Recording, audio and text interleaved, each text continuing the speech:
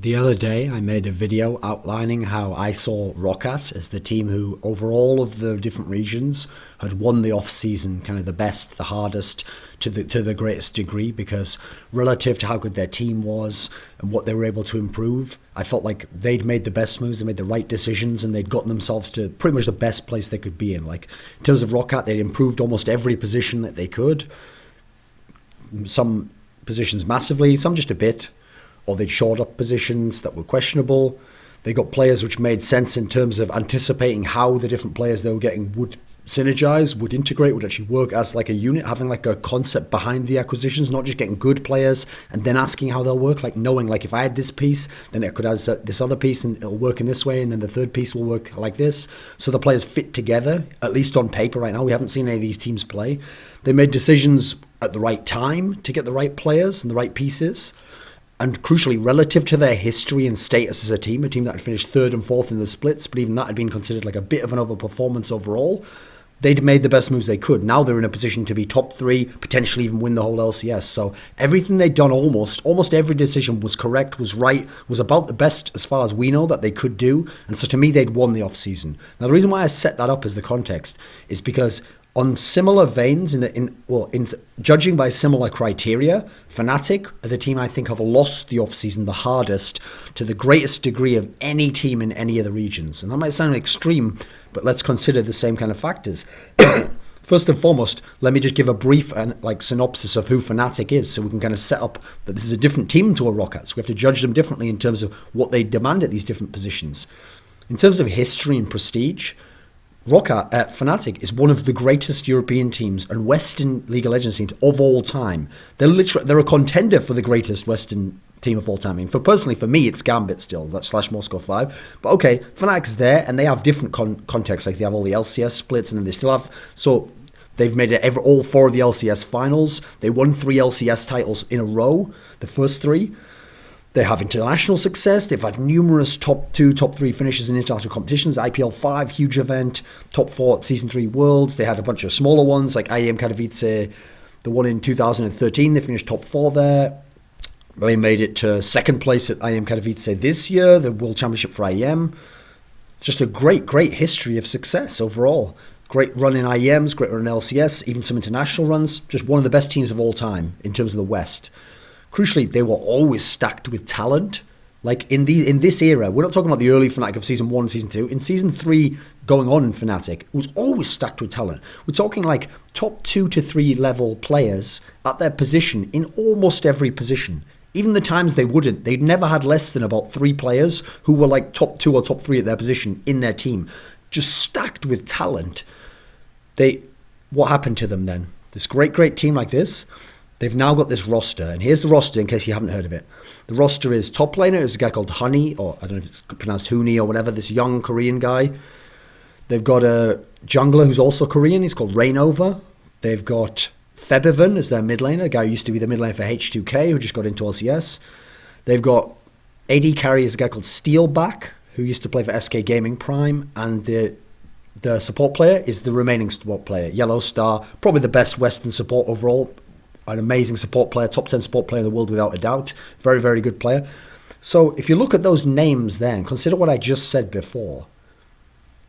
It's going to be hard, very hard, unless there's some secret information that we're not privy to as the public, and which I actually, if I think about it, I don't think FNATIC could have this information in terms of it's just impossible to know certain scouting information. It seems impossible right now that lineup there could live up to the prestige and history of the FNATIC I was talking about before, what we think of as FNATIC. Always LCS finals, winning all the LCS, solid international results as well, racked with talent, top to bottom all the time, an abundance of riches of talents, a luxury of talent almost, always able to attract top-level free agents, known as always going to be an elite team, will never drop off in the entirety of a season. This lineup here, it seems pretty much impossible that it can remain there.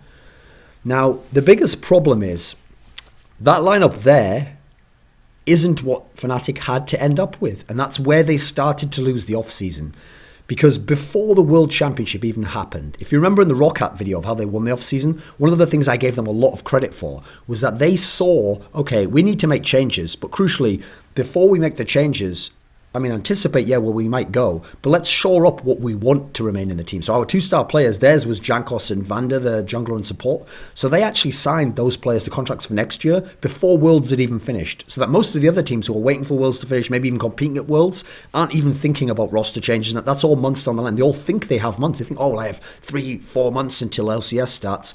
You know you don't. You have 3 or 4 months, but if everyone else in the roster market is making their moves before you, and then they're getting this guy to sign to them, and then that guy's gone, and someone else goes to another team. And if you remember, as a pro player, there's a panic degree. Like, you don't want to be waiting until the last minute and then hope that some good team's going to sign you. So actually, if you wait till the end, technically you can wait that long, but you'll end up with slim pickings. You'll have whatever's left, and you'll just have to go, I guess I'll have that and a bit of this. But what you wanted at the buffet is already gone. Everyone's eaten all that. It's already gone. And someone actually who wasn't even as high profile team as you, big resources, might have already gotten it before you because you weren't decisive. You didn't take action. So here's what FNATIC could have done. It all starts with Rekkles and what they did with Rekkles. Because actually, I don't know how much of this got out into the public. I think there was some mentions made on Reddit every now and then. But it was known throughout this year that Rekkles was not entirely happy in FNATIC. In as much as there were rumblings behind the scenes that maybe he's going to leave, and that's where the rumours about him going to Alliance. The rumours about him going to Alliance, by the way, began before Worlds even started.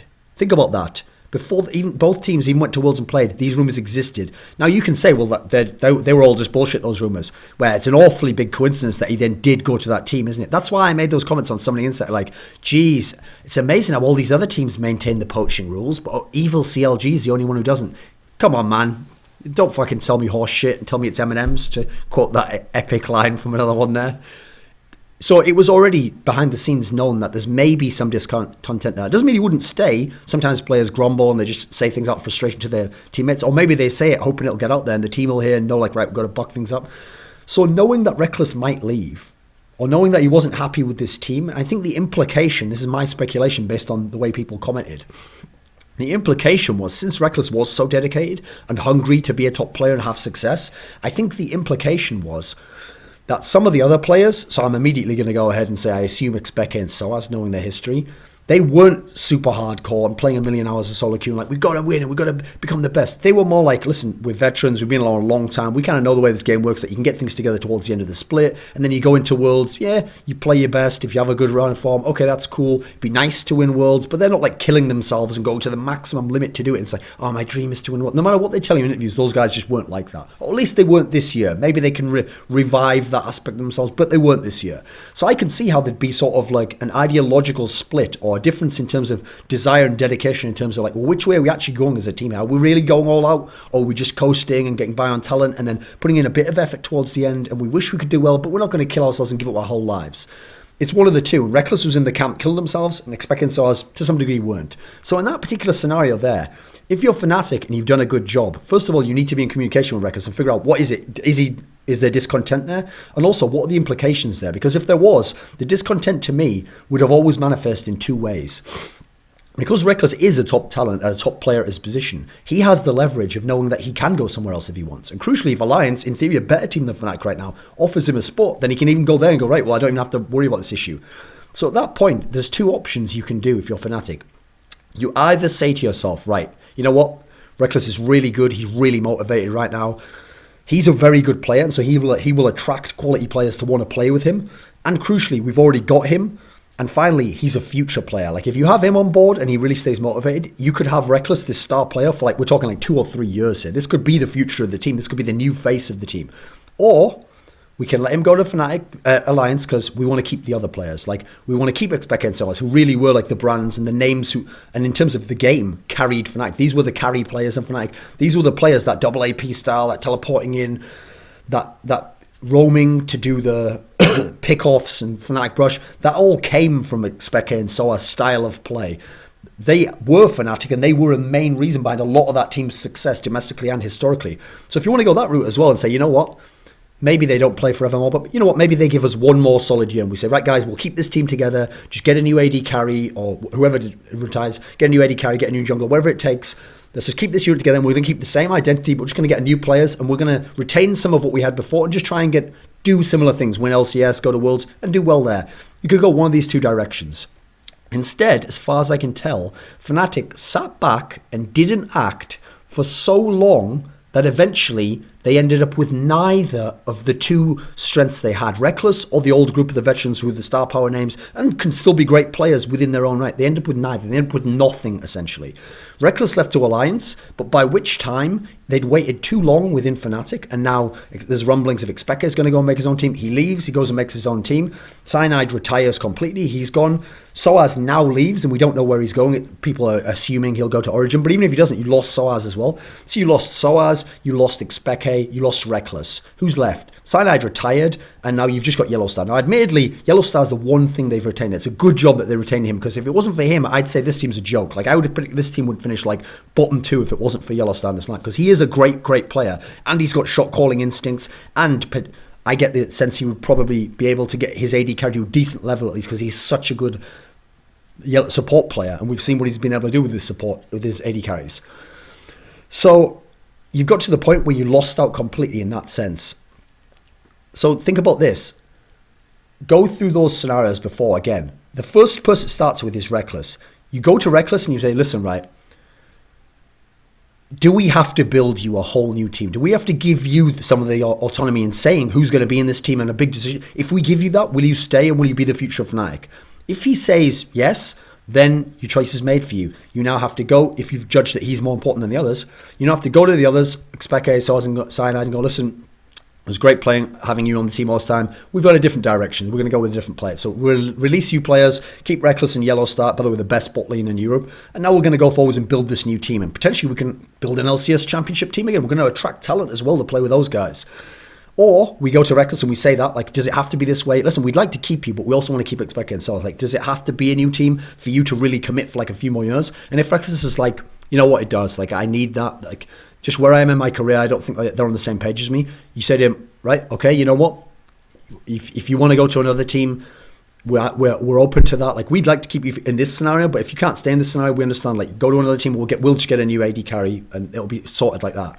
Instead, they didn't.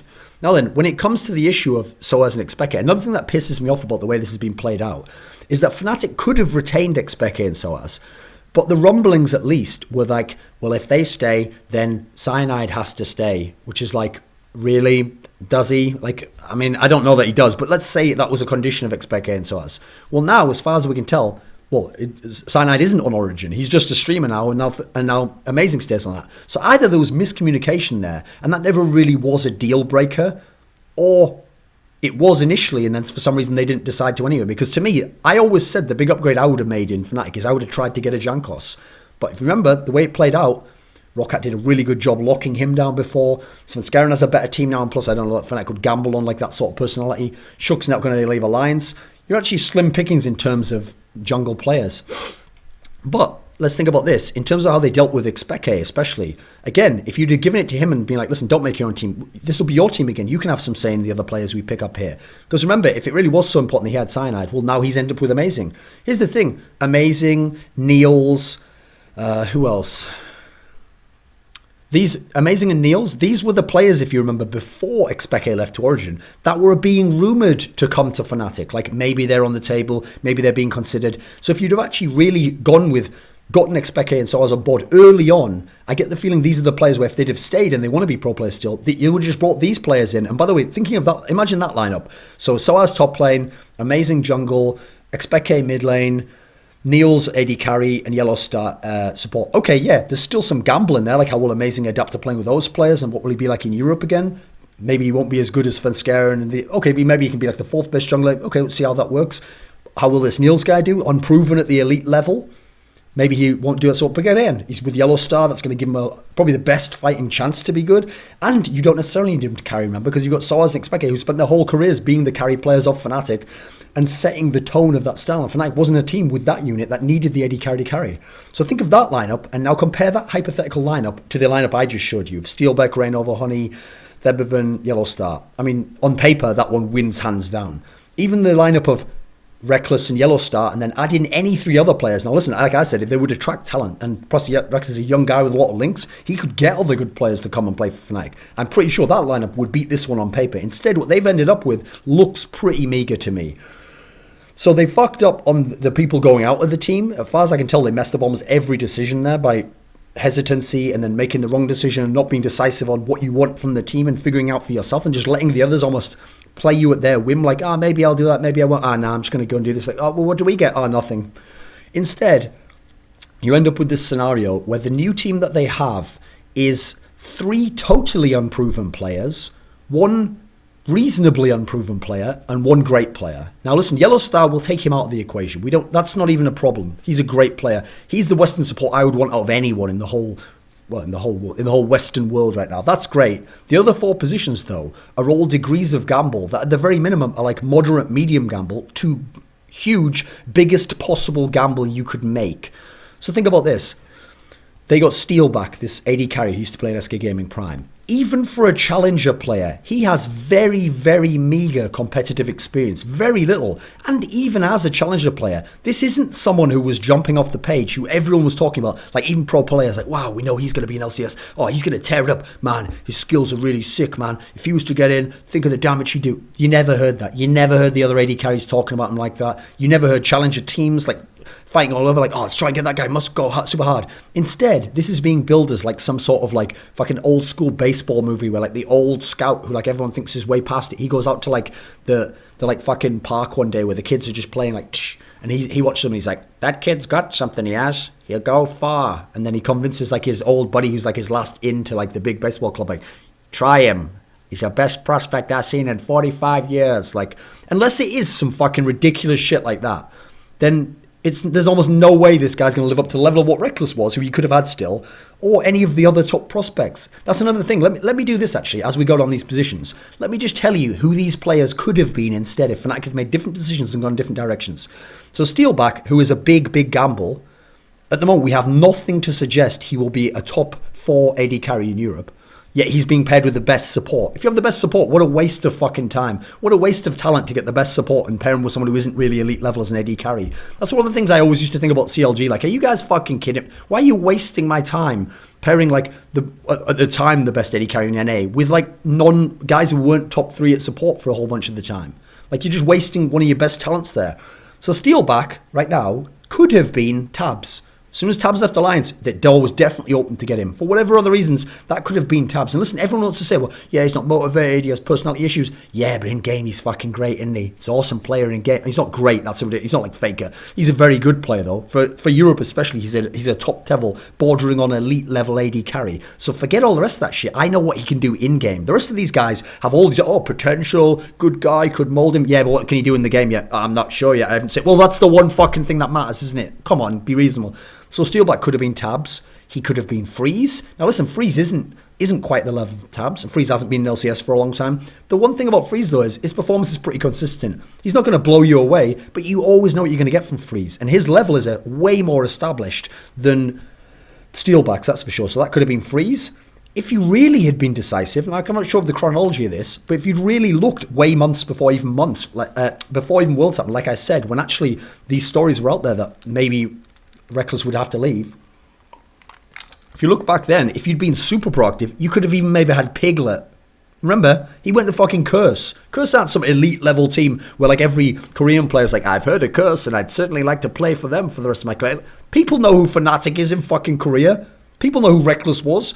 You could probably have sold Piglet on this if you'd gotten in there early on. And so this could have been Piglet. Now, even if it wasn't any of those, I'm going to now bring up a name that I bet all the fucking Reddit fanboys are going to be like, he doesn't know anything about League. Why would he say that name? Candy Panda could have been in this team. 2 factors for you.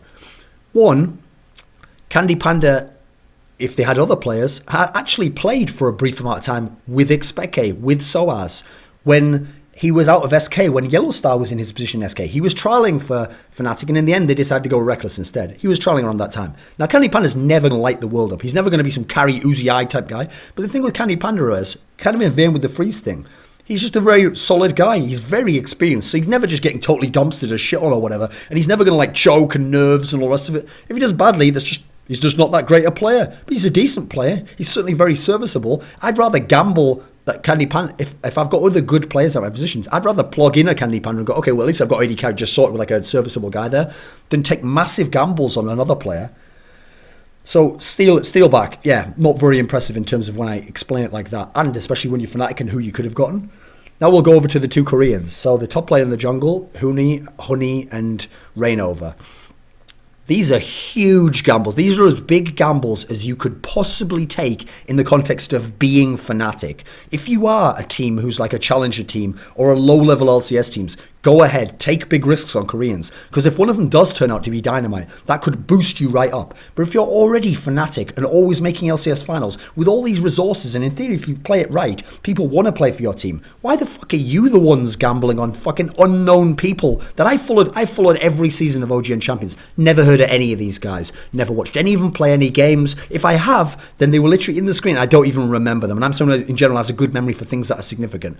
Why are you guys gambling on that? If it was Copenhagen Wolves making the moves, I'd be like, okay, bold move, but maybe it could work out for them. They didn't necessarily have as many options. No, this is FNATIC we're talking about here. This is ridiculous. So, Rainover and Huni, not only are these huge gambling in terms of will they be able to perform, will they bottle under pressure, will they have nerve issues, then there's the cultural aspect of they're playing with a guy from the Netherlands, a guy from France, and two guys from France. Oh, well, that's going to mesh great, isn't it, in terms of culture? And then language issues. Remember, those guys don't have like god tier English, but they have pretty good English. These two guys from Korea, I would go ahead and bet, especially since one of them is young, they have terrible English. So we're going to have huge issue in terms of not even established players and cultural potential problems and potential language problems. Remember how, if you watch the recent Summoning Insights that we've had, whenever we've talked about the Korean players going to China, even though it sounds like, wow, if Kakao goes over there, he'll be a god and do this, that, and the other. A bunch of those players, even though in Korea they were gods of elite level players, actually, if you've noticed, whenever we ask about them, Monty actually tends to think like, yeah, I'm very uncertain about how that guy will do actually. I think that guy actually might not be as good in that team. That's because even these gods, when you add in the cultural and the language difference, and then how motivated they were playing with worse teammates, it all comes into play and means that actually it's unrealistic to expect them to be as good, better, or even at a top level. They probably will drop off a bit. Now we're talking about players who haven't even done anything competitively, and you're going to add as many problems as you can to their equation. Also, let's go and remember who could they have had. First of all, the obvious one is Huni could have been Soaz. Say all you want about Soaz. Say he tilts. He plays stupid champions in worlds. Like, he thinks that he's got an attitude where he wants to play all these different. Yep.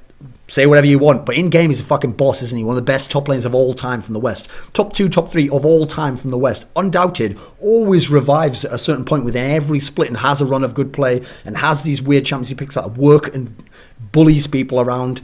Say whatever you want. He's way more established and less of a gamble than any of these players at top lane. In terms of other top laners they could have had, well, Kevin's available. Again, say what you like about Kevin, that, Millennium was shit and he didn't even get back in LCS. Yeah, but he's super pedigreed, survived every meta, always found a way to be viable, been a star player for nearly all of his teams, great tenured history, definitely worth more market value than this Huni guy. In terms of junglers, remember, that could have been amazing. If you were really proactive, if you really thought in advance, that maybe could have been Jankos, that could have been Dexter. That could have been... Who else is available in terms of junglers? Anyone good? Maybe not anyone that great in the West available after that. But I think all those names supersede Rainover, whoever the fuck that is. When you even come to Febiven, I've just gone through all those 3 names there and ripped them completely. Like, what a massive gamble. Like, no reason to think necessarily that it'll work. And not only do you need not just one of them to work, you need fucking like 2 of the 3, if not all 3 to work, to even be close to the level of FNATIC, or even to be a good team in LCS. If you think that's bad, the player who's the least gamble out of the new players, Febiven, is himself quite a big gamble. And when you talk about the context of FNATIC, who used to have a god tier Western mid and always were making the finals, a huge gamble. But compared to the others in an overall gamble, it's more of a moderate gamble. But compared to the FNATIC thing, a big gamble compared to what you could have at mid lane. You could have had Nuke Duck. By the way, that alone is like, come on, man. You could have had Nuke. Are you kidding me? Instead, you've got Febiven. Now, Febiven right now, essentially, is someone who you're hoping could be what Nuke Duck is now. That's the best upside for Febiven, is to be what Nuke Duck is now.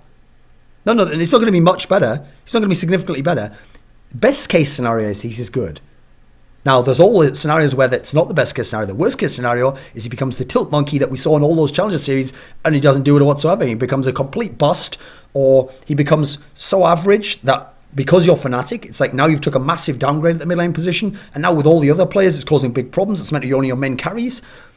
He's a someone where, when I've watched his Challenger Series games, he clearly has talent. He clearly has some skills, and he'll have a game where he looks very good. But even against Challenger level players, when it got to the pressure moment, remember, when we talk about pressure, let's not pretend like World Semi is the same as LCS Final, is the same as LCS relegation match, is the same as fucking Challenger Series LAN Final. And yet this guy used to choke in scenarios where he was playing not even that good players who actually were almost on the border of not even being proper LCS level players where, like, if he really was some super duper talent who was going to come forwards, he should have come forwards this many times. And it's one thing if you choke once. We're talking choking multiple, repeated times. And this last time when he didn't choke, the team he was against wasn't exactly some gods. Like, I don't think those players won't have much of an impact on the rest of LCS history, very likely.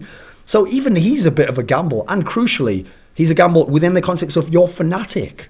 That's the biggest thing I want to stress here towards the end of this video. It's not even that these are bad players or individually each is a terrible gamble. It's the totality of having to get 4 unproven players, 3 of them super unproven, 1 media, getting 4 unproven players, having to hope that nearly every gamble pays off to the best case scenario, and even in the best case scenario might still not only be better than the lineup you had previously and a bunch of the other lineups and all these different players at other positions that you could have had.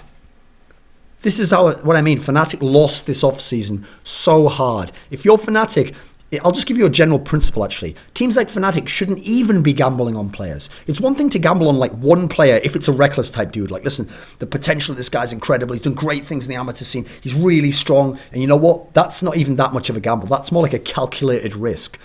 When you're trying these many players, like I said, it should be bottom LCS teams who take the gamble on these unproven challenger guys or unproven guys. Then what happens is, if you're FNATIC, either you let those guys be the canary in the mine for you and try out those guys. And if one turns out to be really good, you just sign him. You go, right, we'll pay you twice as much. So sign it. And we're FNATIC with all the money and the attraction, and he'll want to come and join you. You get those players up there. You never need to take a risk if you're FNATIC, if you're TSM, if you're this caliber of team. It's never necessary for you to take a risk. You can always go with established talent. Look at real sports. In real sports, the elite level organizations just do the big trade. They just do really smart trades. They don't take the massive gamble on the unproven guy. It's not the way that the top teams do it, because they don't have to. Everyone wants to play for them. They've got the money to sign the guys. They can just go, I want this exact thing. That guy can do it. Give me him here now. They don't have to go, well, this guy on an upside on a blue moon on a nice Tuesday when the wind's blowing properly, he could sort of be like a half 75% version of a SOAS if he learned how to speak English and loved being in Germany. Like, are you kidding me? You're fucking FNATIC. Well, I'll tell you what's going to happen now. I will say either. I don't know if I said either. What's going to happen now is, if this goes really well, maybe this FNATIC could be like 4th best team in Europe. So they've already failed the history and the prestige and the track record of FNATIC. I think that's about the best case scenario. If it goes badly, not only will all these players have fucked up and it'll be a waste of time, but even worse, then FNATIC as an organization won't have the cachet. Because now, if say they kick out one of these players, who's going to be like, yeah, well, I'll risk my career and come and play with Hooney and Febeven and all those guys. No, it's not the same as having Expecta, no matter how much washed up people think they were, or having a Rekkles, etc. You don't have the attraction value. Think about SK Gaming. They used to be, in 2012 and early 2013, they used to be a top 3 team. For sure, they weren't quite as good as the elite level, the FNATIC and the Gambit, but they were right below there. They were really occupied in that slot, and they could potentially upset those teams.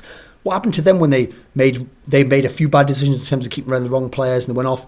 Yeah, eventually they picked it up by miraculous signings and getting all these amazing things happening. But in terms of their trajectory of where they were going, if that original lineup with the N-rated one, the one that looked really shaky before he came on board and they actually picked it up during the season, if that had gone badly, we would now think of them, in terms of in league, as a Copenhagen Wolves type team, like a bottom table team where you never expect much from them, and then they can't even get the big talent, and they're having to hope they can get like a medium talent and that he has a breakout season. That's what will happen to FNATIC if this team is bad, I'm afraid. Unless they've got bags of money that they're willing to finally bring out of the Scrooge McDuck type safe that they're saving up from Riot or whatever. I think FNATIC lost this offseason big time.